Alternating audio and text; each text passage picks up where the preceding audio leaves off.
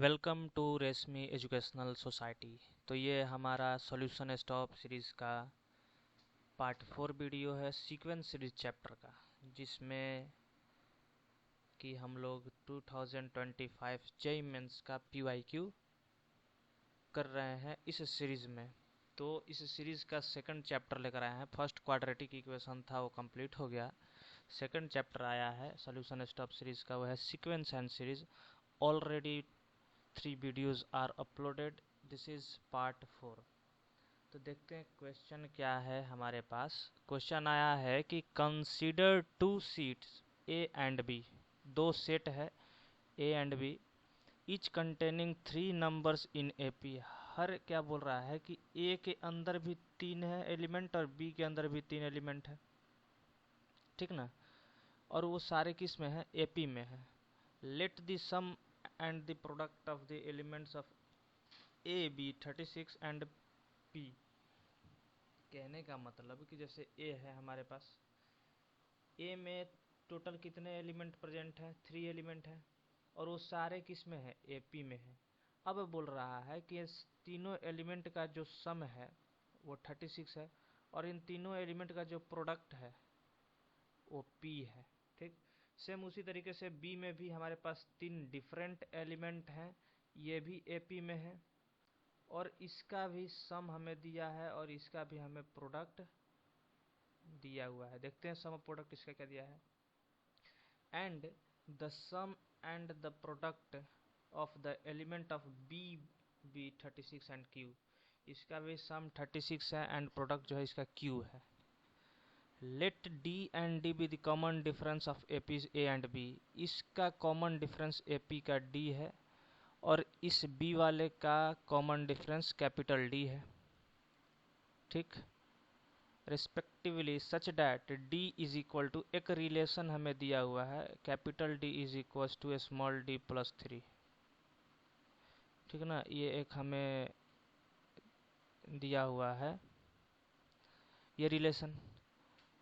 अब आगे देखते हैं, एक और रिलेशन दिया है p plus Q by P minus Q is equal to 19/5, ठीक ना ये,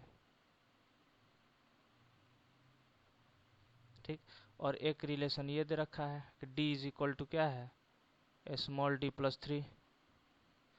तो हमसे क्वेश्चन में पूछ रहा है कि p माइनस क्यू किसके इक्वल होगा, ठीक। p माइनस क्यू किसके इक्वल होगा। तो क्वेश्चन मेरा जहाँ तक ख्याल है सबको समझ में आ गया होगा। अभी हाल फिलहाल में इसको हम डिलीट नहीं करते हैं, इसको हम क्या करते हैं कि इसको अभी हम साइड करते हैं, ठीक। जब ज़रूरत पड़ेगा तो इसे हटा देंगे। तो देखो हमसे क्वेश्चन में दे रखा है कि 3 सेट ए के अंदर भी 3 है, ठीक है, और बी के अंदर भी 3 एलिमेंट में, और तीनों क्या चीज़ में है, एपी में है। तो हम मान लेते हैं कि सेट ए के अंदर में हमारे पास 3 एपी में है एलिमेंट, और जब कभी भी हम 3 एपी की बात करेंगे तो हम इस फॉर्मेट में लेंगे ए, और ए लेंगे, एक ले लेंगे ए माइनस डी, और एक ले लेंगे ए प्लस डी। इस तरीके से लेते हैं 3। तो यहाँ पे 2 है, एक सेट ए और सेट बी है, तो हम इसी कारण से इसको A1 ले लेते हैं, और डी तो इसका फर्स्ट वाले का हमें डी दे रखा है, ठीक। तो इसी का सम हमारे पास क्या दिया हुआ है, यानी कि A1 minus d plus A1 plus A1 plus d is equal to sum हमारा कितना दिया, 36। यानी कि इसका सम क्या है, इसका सम करो तो ये देखो डी डी कैंसिल हो गया, 3A1 इज इक्वल टू 36, यानी कि A1 इज इक्वल टू 12। यहाँ से हमारे पास जो A1 आया, A1 क्या आ गया, 12। सेम इसी तरीके से सेट बी की बात करें तो सेट बी में भी हमारा A2 माइनस डी हो जाएगा, एक हो जाएगा A2 और एक हो जाएगा A2 प्लस डी। इसमें भी 3 एलिमेंट है, तो इसका भी देखो यदि ऐड करोगे तो इसको ऐड करने पर, ठीक है ना, हाँ, हमारे पास 36 इसका भी दिया हुआ है, इसका भी एडिशन कितना दिया है, 36। ये देखो यहाँ भी डी और डी कैंसिल आउट होगा प्लस माइनस में, और आएगा 3A2 इज इक्वल टू 36। यहाँ से भी A2 इक्वल टू 12 आ रहा है, यानी कि A1 और A2 दोनों निकले और दोनों बराबर है आपस में, और उनकी वैल्यू कितनी है, वो है 12। ठीक है, अब हमें क्या करना है कि P माइनस क्यू निकालना है हमें। तो अपना नेक्स्ट स्टेप की ओर बढ़ते हैं, क्योंकि प्रोडक्ट कहीं ना कहीं P और Q में रिलेशन कुछ दे रहा है हमारे पास, तो हम इनके प्रोडक्ट की ओर बढ़ते हैं, है ना। तो हम इनके प्रोडक्ट की ओर बढ़ते हैं। ठीक है, तो देखो A1 हमारे पास 12 है, तो हमारा जो A1 में जितने भी एलिमेंट है वो मॉडिफाई होकर के कुछ इस तरीके से दिखेंगे क्या, 12 माइनस डी, 12 और 12 प्लस डी, है ना।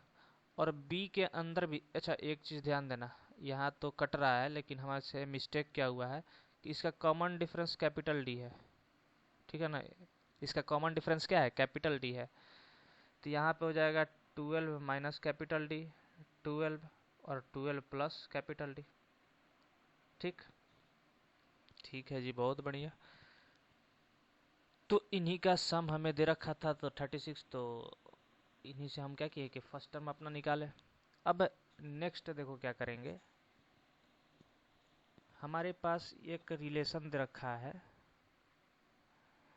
कि कैपिटल डी जो होती है वो स्मॉल डी प्लस 3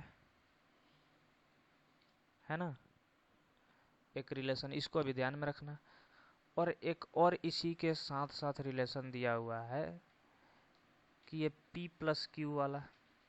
ठीक, तो उससे पहले हम क्या करते हैं, सबका प्रोडक्ट ले लेते हैं, ठीक है ना। तो ए वाले का प्रोडक्ट लोगे तो 12 minus D into 12 plus D. ठीक है, इसी का प्रोडक्ट P है, और 12 माइनस डी इंटू 12, अच्छा ऊपर वाले में देखो ये कैपिटल डी लिख दिया है, ध्यान देना है इसको,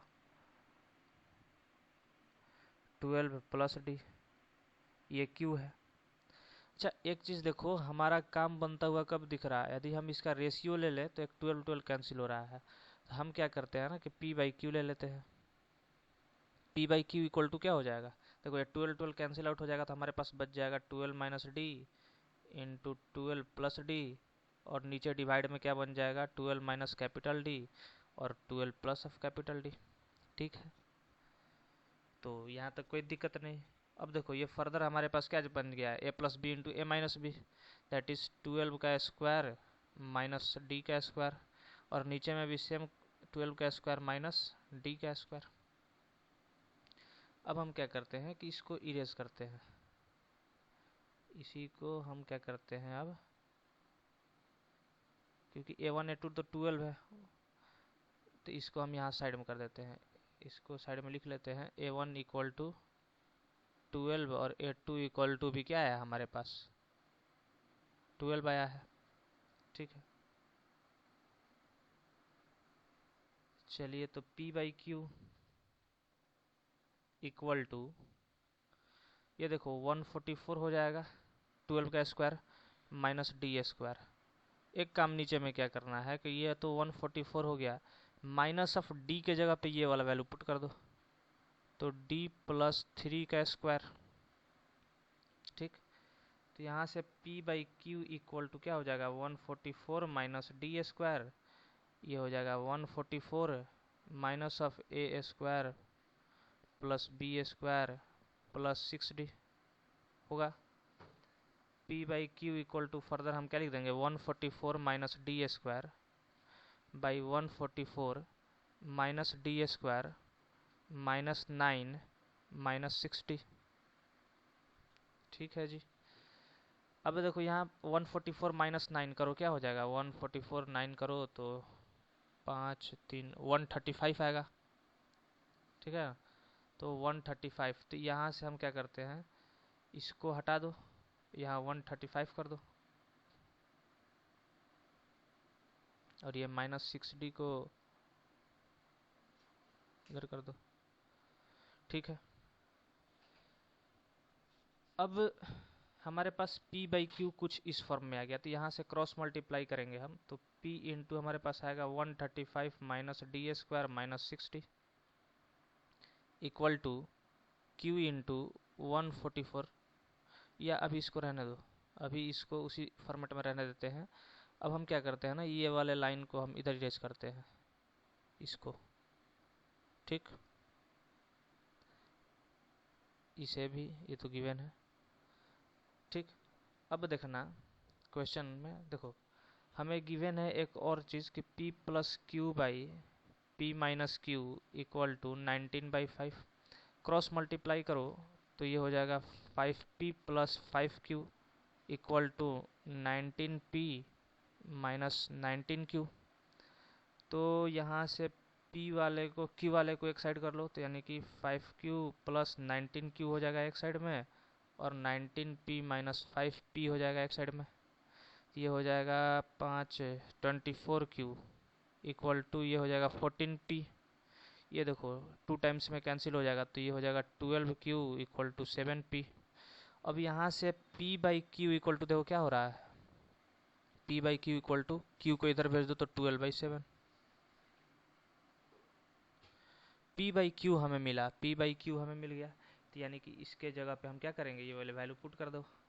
तो यानी कि p बाई क्यू हमारे पास क्या है, 12/7, यानी कि 12/7 is equal to 144 minus D square by 135 minus D square minus 60। तो अब इसे भी इरेज कर दो, है ना, इसको भी इरेज कर दो, ऐसे तो याद ही हो गया ये, ठीक। देखो इसे इरेज नहीं करना, ठीक ना, उसे वो अभी लास्ट में उसकी यूज़ पड़ेगी हमारे पास, इसी को इरेज कर दो।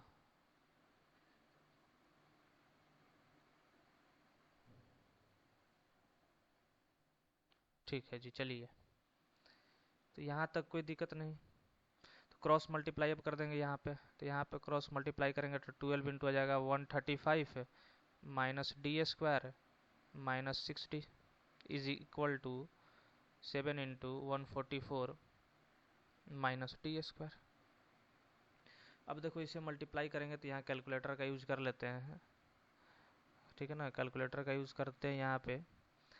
तो देखो पहले इसको सॉल्व कर लेते हैं।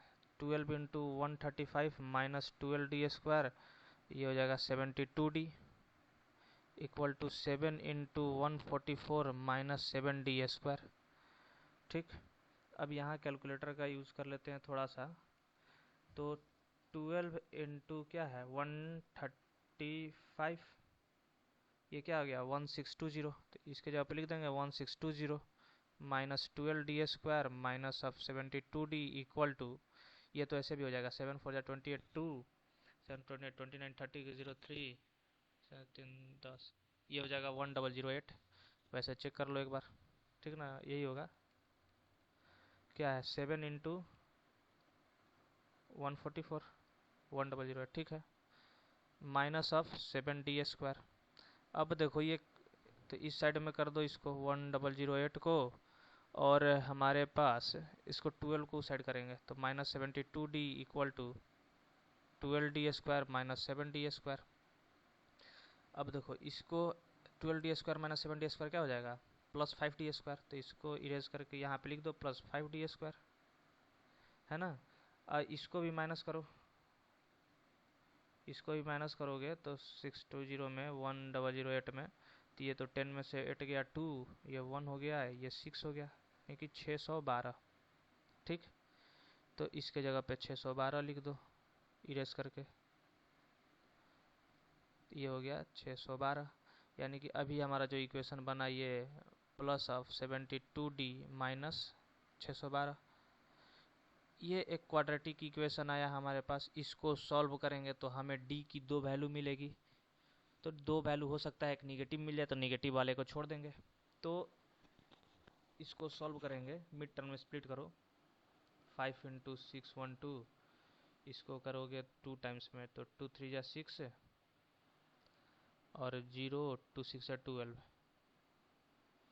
3 1 जा 3, 0 3 2 जा 6,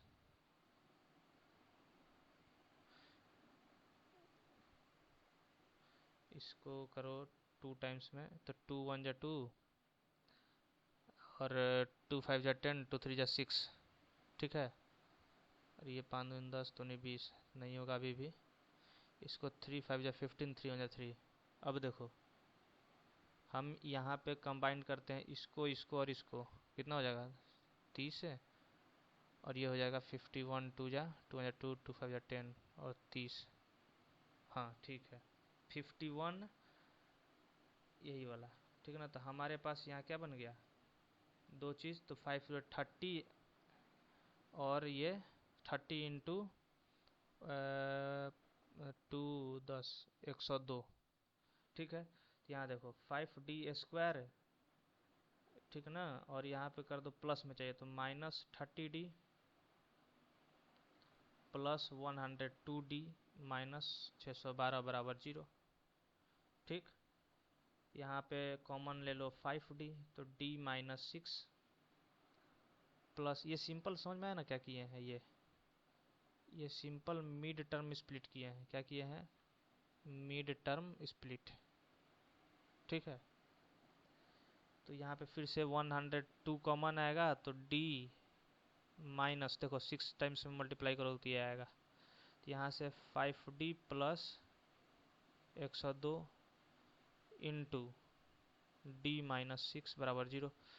देखो यहाँ से तो हमें निगेटिव वैल्यू मिल रहा है तो इसको नहीं लेंगे, यहाँ से हमें d इक्वल टू क्या मिल रहा है 6, तो ये पॉजिटिव है, तो इस यहाँ से हमें क्या मिल गया, यहाँ से हमें मिल गया कि d की वैल्यू एक 6।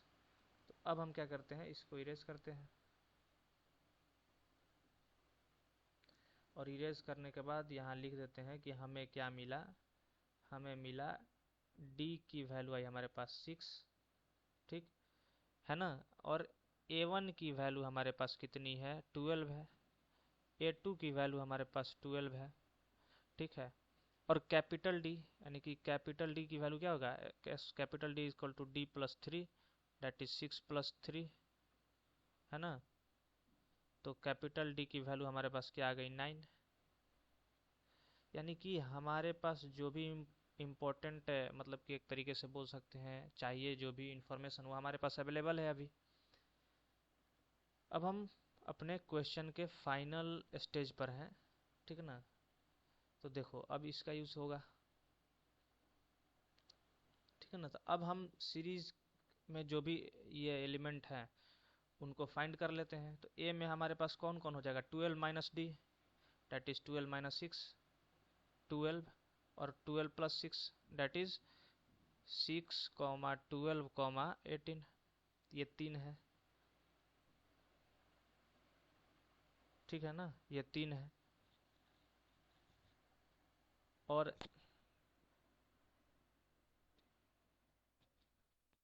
यहाँ से निकालो तो ये हो जाएगा 12 माइनस 9 12 12 प्लस 9, तो 12 माइनस 9 क्या हो जाएगा, इट इज़ 3 12 एंड 8 21, है ना। यदि इनका प्रोडक्ट लें, ये ए वाले है तो ये 6 इंटू 12 इंटू 18 क्या हो जाएगा पी, है ना। और ये 3 इंटू 12 इंटू 21 क्या हो जाएगा क्यू, और हमें p माइनस क्यू ही तो चाहिए, हमें क्या चाहिए p माइनस क्यू, तो इसे मल्टीप्लाई कर दो तो ये क्या हो जाएगा 72 इंटू 18 बराबर p, और यहाँ से 36 इंटू 21 बराबर q। तो यहाँ कैलकुलेटर का यूज़ कर ले थोड़े से, 72 इंटू 18 72 इंटू 18 ये आ गया 1296 1296, p का वैल्यू हमें मिल गया ये, और q की वैल्यू क्या होगी 36 इंटू 21, है ना 756, दिस इज 756। हमें क्या चाहिए था p माइनस क्यू चाहिए था, दैट इज 1296 माइनस 756, ठीक। तो इसको माइनस कर लेते हैं, 1296 माइनस 756 दैट इज 540, क्या आया 540।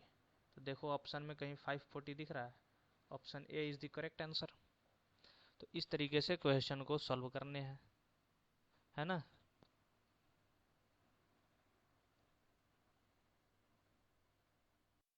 चलो देखते हैं नेक्स्ट क्वेश्चन। नेक्स्ट क्वेश्चन में क्या बोल रहा है कि कोई एक ए हमारे पास दे रखा है जिसमें कि ये इस तरीके से सीरीज है, एक बी है जिसमें इस तरीके से कुछ सीरीज है, और बोल रहा है कि सेट कंसिस्टिंग ऑफ फर्स्ट 225, यानी कि इसमें भी इतने टर्म है और इसमें भी 225 टर्म है, ठीक ना, 2025, ठीक ना। अब हमसे क्वेश्चन में क्या पूछ रहा है कि ऑफ टू अर्थमेटिक प्रोसेस, बोल रहा है कि एन ए यूनियन बी, यानी कि ये हमसे क्या पूछ रहा है, देख लो ये ए यूनियन बी है, और जो जो प्रोबेबिलिटी या सेट्स जो भी पढ़े होंगे तो सेट में ये बताया गया होगा कि इसका मतलब ये होता है कि number of terms in A plus number of terms in B minus number of term in A intersection B. ये जो इतना छोटा सा टर्म लिखा है उसका मतलब ये चीज़ होता है। बात तो समझ में आई है ना। तो ये जो इतने छोटे से टर्म लिखा गया है इसका मतलब ये है। तो इसको हम क्या करते हैं, इधर ही एडजस्ट करने की कोशिश करते हैं, है ना, ताकि हमारे ध्यान में रहे कि हमें क्या करना है, ठीक, ताकि हमारे ध्यान में रहे। चलिए जी, तो हम अपने क्वेश्चन को अब स्टार्ट करते हैं किस तरीके से करना है। देखो हमें क्या क्या चाहिए, कितने टर्म है ए में, यानी इसमें पहले वो फाइंड करेंगे। तो वो फाइंड नहीं करना है, वो ऑलरेडी क्वेश्चन में गिवन है कि भाई देखो ए और बी में तुम्हारे पास 2025 टर्म है, तो हमें तो एन ऑफ ए मिल गया। एन ऑफ ए क्या है, एन ऑफ ए ऑलरेडी हमें गिवन है, एन ऑफ ए हमें ऑलरेडी गिवन है, वो कितने हैं 2025, और एन ऑफ बी भी गिवन है, ये भी है, क्योंकि ऑलरेडी क्वेश्चन में ये मेंशन है कि ए में और बी में दोनों में 2025 टर्म्स हैं, ठीक ना। क्या बोल रहा है कि B set consisting of the first 2025 terms, consist करता है 1 से लेकर के यहाँ तक 2025 तक इतने टर्म्स कंसिस्ट करते हैं। तो अब हम क्या करेंगे कि हमारे तो सिर्फ N of A intersection B find करना है, तो हम क्या करेंगे, पहले ए इंटरसेक्शन बी फाइंड कर लेंगे, उसके बाद नंबर ऑफ टर्म्स फाइंड कर लेंगे। तो जब तुम ए और बी, तो पहले इसके लिए ए इंटरसेक्शन बी फाइंड करने के लिए ए और बी को हमें स्टडी करना पड़ेगा। यानी कि ए में हमारे पास क्या क्या है, 1 है, 6 है, 11 है, 16 है, ठीक ना। इस तरीके से यानी कि कितना है, 1 plus 5 6 plus 5 16 plus 5 21 21 plus 5 26 26 plus 5 31, इस तरीके से, यानी कि 5 5 का डिफरेंस है, इस तरीके से।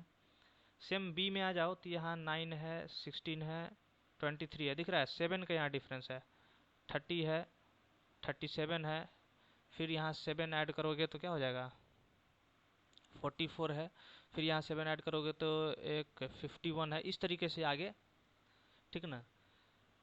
तो हमें ए इंटरसेक्शन बी फाइंड करनी है, ए इंटरसेक्शन बी, यानी ए इंटरसेक्शन बी कहने का मतलब कि वो कौन सा टर्म है जो दोनों में प्रेजेंट है। तो यहाँ देखो फर्स्ट यदि देखो तो 6 नहीं है, 9 नहीं है, 11 16, अच्छा देखो 16 इसमें और इसमें, ये दोनों पहला टर्म हो गया, यानी ए इंटरसेक्शन बी का पहला टर्म क्या हो गया 16 हो गया, ठीक। उसके बाद आगे देखो, अच्छा एक चीज़ ध्यान दो, इसका जो कॉमन डिफरेंस है, इसका जो कॉमन डिफरेंस है वो कितना है 5 है, और इसका कॉमन डिफरेंस 7 का है, इसका कॉमन डिफरेंस कितने का है 7 का है। तो ए इंटरसेक्शन बी का कॉमन डिफरेंस क्या हो जाएगा, एलसीएम ऑफ 5,7, यानी 5 और 7 का एलसीएम जो होगा वही इसका क्या होगा कॉमन डिफरेंस होगा। तो ए इंटरसेक्शन बी का जो कॉमन डिफरेंस होगा वो किसके इक्वल होगा, इसके इक्वल होगा। तो इसका एलसीएम क्या हो जाएगा 35, यानी कि ए इंटरसेक्शन बी का कॉमन डिफरेंस क्या है 35। तो इसमें 16 में 35 ऐड करो, तो 6 5 11, 3 1 4 1 5 51, तो सेकंड टर्म 51 होगा, देखो यहाँ 51 है, इधर भी ऐड करोगे तो कहीं 51 आएगा, ठीक ना। फिर इसमें 51 में ऐड करो 35, तो 516 538 86, यानी इस तरीके से आगे बढ़ता जाएगा, कहाँ तक जाएगा। अब ये चीज़ हमें समझने के लिए कुछ कैलकुलेशन करना पड़ेगा ए और बी के साथ, यानी कि डी तो हमें समझ में आ गया ना, इसके लिए डी क्या है 35 है, यानी कि इसके लिए डी क्या है 35 है। अब हमें ये कहाँ तक जाएगा, लास्ट इधर किधर मतलब आएगा, जैसे कि यहाँ समझ में आ रहा है कि हाँ भाई 225th टर्म पे आके लास्ट कर देना है, ठीक है, उसके आगे नहीं जाना है। यहाँ पे भी समझ में आ रहा है कि इस 225th पे, लेकिन यहाँ पे ऐसा ऐसा तो हमें नहीं है कि इतना टर्म हम अनुमान नहीं लगा सकते हैं, क्योंकि कॉमन निकाल करके बनाए हैं। तो हमें ये चीज़ पता लगाने में कि कितना टर्म तक जाएगा, हम मतलब उतना कंफर्टेबल नहीं है फाइंड करने में, लेकिन हाँ ये हमें पता चल जाए कि ये लास्ट टर्म एटलीस्ट क्या हो सकता है। फिक्स भी नहीं पता करना है, कम से कम पता चल जाए कि हाँ ये होगा। तो हम क्या करेंगे कि हमें लास्ट टर्म मिल जाएगा। जब लास्ट टर्म हमें मिल जाएगा तो हम यहाँ से क्या कर लेंगे, एन निकाल लेंगे। जब एन निकाल लिए तो हमें पता चल गया कितने टर्म है टोटल, वही तो फाइंड करना है। तो हम इसके लिए क्या करने जाएंगे कि हम ए को पकड़ेंगे, और ए को पकड़ने के बाद इसमें फाइंड करेंगे तो जो 225th टर्म है ए का वो कौन सा है, ठीक है नहीं। यानी कि ए वाले में हम पकड़ेंगे और इसका ए का 2025th टर्म फाइंड करेंगे। तो क्या हो जाएगा, इसका ए एन का फॉर्मूला क्या होता है, a plus n minus one into D.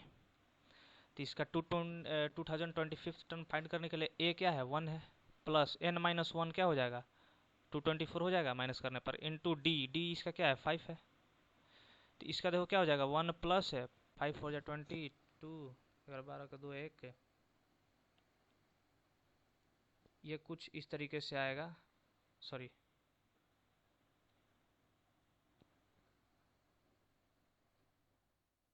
ये कुछ इस तरीके से आएगा, ठीक ना। देख लो एक बार। हमें क्या करना है, 2024 इंटू 5, ठीक ना, 10 120, ठीक है। तो इसको फिर तुम ऐड करोगे तो हमारे पास क्या आएगा, 10121। बात समझ में आई। यानी कि इस फर्स्ट वाले सीरीज का जो 2025th टर्म है वो क्या है, 10,121, ये टर्म है, ठीक ना। ये 2025th टर्म है हमारे पास। सेम उसी तरीके से बी वाले में आओ, तो इसका हम क्या करेंगे, इसका भी फाइंड करते हैं 2025th टर्म। तो इसका फर्स्ट टर्म क्या है, 9 है, प्लस एन माइनस वन, तो ये हो जाएगा, इंटू डी, डी इसका क्या है 7 है।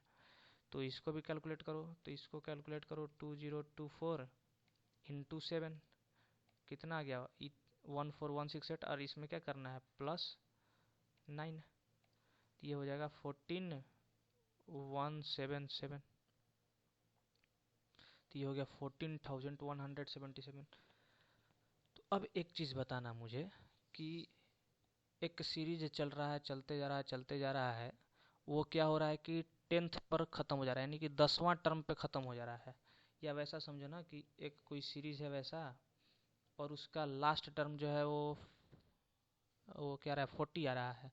और एक दूसरा सीरीज है जो कि चलते जा रहा है, चलते जा रहा है, उसका लास्ट क्या आ रहा है 60 आ रहा है, लास्ट टर्म 60 है, 60th टर्म नहीं, लास्ट टर्म 60 है, और इसका लास्ट टर्म 40 है। तो हम क्या कर रहे हैं, दोनों में से यदि कॉमन लेकर के हम एक कॉमन एपी बनाए, जैसे कि ये ए है ये बी है, और हम एक कॉमन एपी बनाए ए इंटरसेक्शन बी, ठीक ना। तो जो हमारा लास्ट टर्म आएगा इस एपी का कॉमन वाले का, वो 40 से कम ही आएगा, क्योंकि 40 से तो एग्जिस्ट कर नहीं सकता है, एक्सीड नहीं कर जाएगा 40 से ना, क्योंकि एटलीस्ट 40 हो सकता है। और मान के चलो कि 41 42 को इधर से हम उठाते हैं, कॉमन इसमें आ रहा है, मान के चलो कि 55 एक टर्म है इसमें, है ना। और हम इस कॉमन डिफरेंस को मेंटेन करते हुए आगे आ रहे हैं, इधर हो सकता है 55, तो 55 तो इसमें नहीं है फर्स्ट वाले में, तो कहाँ से हो पाएगा, तो कम से कम 40 हो सकता है, जो लिस्ट होता है वही हो सकता है। बात यहाँ तक समझ में आ रही है कि जो लिस्ट है दोनों में इंटरसेक्शन वहीं पे इंड होगा, ठीक ना। तो यहाँ पे सबसे छोटा कौन है, ये है। यानी कि जो हम ये ए इंटरसेक्शन बी ले रहे हैं, इसका लास्ट टर्म जो है, ये लास्ट टर्म पॉसिबल है कि या तो ये होगा, ठीक ना, 10121, ठीक ना, या तो ये होगा, या फिर इससे कोई छोटा या इसके बराबर, इससे आगे कोई नहीं जाएगा, ठीक ना। तो इसी को सॉल्व करेंगे, तो इसको इरेज कर दो अब,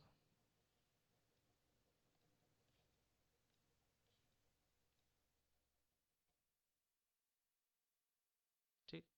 तो 10121, ठीक ना, इसको हम क्या करते हैं 10121, इसका लास्ट टर्म क्या है 10121, और इसका कॉमन डिफरेंस क्या है 35। तो ये हमें पता चल गया। तो अब यहाँ से हम इसका कौन सा ये टर्म है वो फाइंड कर लेंगे। ये कौन सा टर्म है, ये अभी भी गारंटी नहीं है कि यही टर्म है, ये ये बात समझ में आ रहा है ना। हो सकता, इसको देखो इस तरीके से लिखते हैं, या तो ये टर्म जो है लेस दैन इक्वल टू 10121, ये वाला जो टर्म है लास्ट, ठीक ना। जरूरी नहीं है कि 10121 ही है लास्ट टर्म है, हो सकता है इससे कोई एक दो नंबर छोटा या 10 नंबर छोटा इससे छोटा हो जाए, या हो सकता है ये भी हो जाए। तो हम इसी टर्म को फाइंड करेंगे, ये या इससे छोटा वाला नंबर कौन हो सकता है, ठीक। तो हम क्या करते हैं कि an टर्म निकालते हैं, और nth टर्म हम मान लेते हैं ये या इससे छोटा, यानी कि हम मान लेते हैं कि जो हमारा nth टर्म है ना वो लेस दैन इक्वल्स टू ये है, ठीक। तो nth टर्म निकालने के लिए क्या करते हैं, a plus n-1 into D क्या है 35 is less than equals to 10121, ठीक। तो 16 plus 35n-35 less than equals to 10121।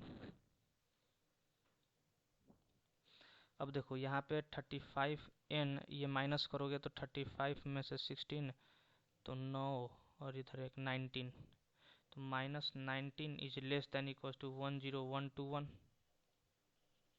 ठीक। अब इसी को लेकर इधर आ जाओ, तो इधर हम बोल सकते हैं 35n is less than equal to 10121 plus 19, इसको ऐड करोगे तो क्या आएगा 35n is less than equal to 9110 4 10140, ठीक है ना। इधर 19 करोगे तो 9110 01 21314 1, ठीक है, ये आएगा।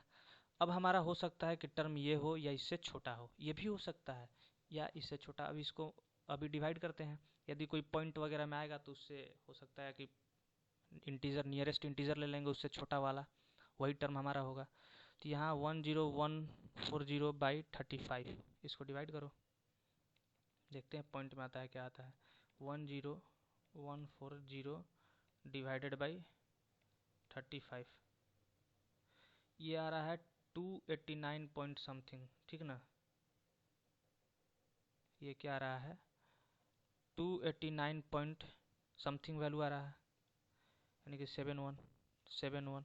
तो हम क्या करते हैं कि जो वैल्यू आता है उससे नियरेस्ट यानी कि छोटा वाला वैल्यू लेते हैं, यानी कि n हमारा क्या हो जाएगा 289 हो जाएगा। बात समझ में आ गई। देख लेना कहीं कैलकुलेशन मिस्टेक नहीं ना किए, हो सकता है कि उस तरीके से क्वेश्चन सेट किया और डायरेक्ट 289 आ जा रहा होगा। चलो फिर भी कोई बात नहीं, देख लेना कैलकुलेशन वगैरह, कॉन्सेप्ट समझते चलना।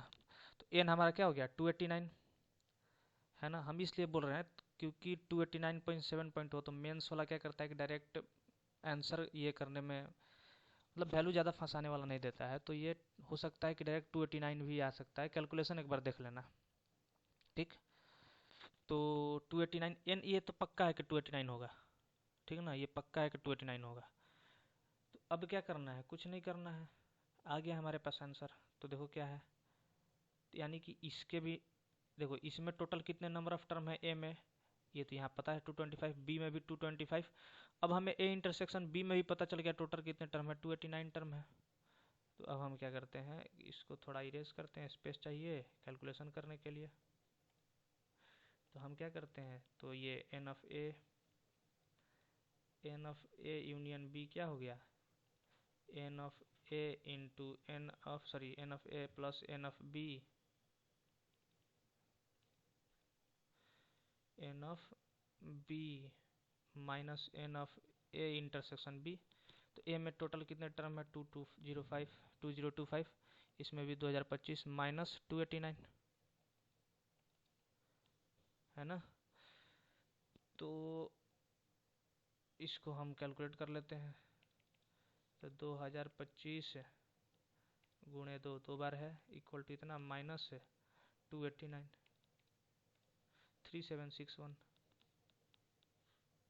तो इसका आंसर हमारे पास कितना आ गया 3761। एक बार चेक करना सही है क्या, ठीक है, मेरे ख्याल से सही है, ठीक ना, सही आंसर है, कोई दिक्कत नहीं। चलो, तो इस तरीके से हम लोग क्वेश्चन को सॉल्व करेंगे, ठीक। अब नेक्स्ट पार्ट में देखेंगे, नहीं तो वीडियो बहुत लंबा हो जाएगा। देखो, समझने से मतलब है, ठीक है, वीडियो कितना भी लंबा हो कुछ भी हो, हम एक वीडियो में एक ही कॉन्सेप्ट एक ही क्वेश्चन समझेंगे, लेकिन आराम से, ठीक है ना, पेशेंस रख कर समझेंगे ताकि समझ में आ जाए कि उस कॉन्सेप्ट पर दोबारा क्वेश्चन आए तो फिर हमसे छूटना नहीं चाहिए। ठीक, तो अब देखते हैं नेक्स्ट वीडियो में जो भी नेक्स्ट क्वेश्चन होगा। तब तक के लिए यहीं फिनिश करते हैं इसको।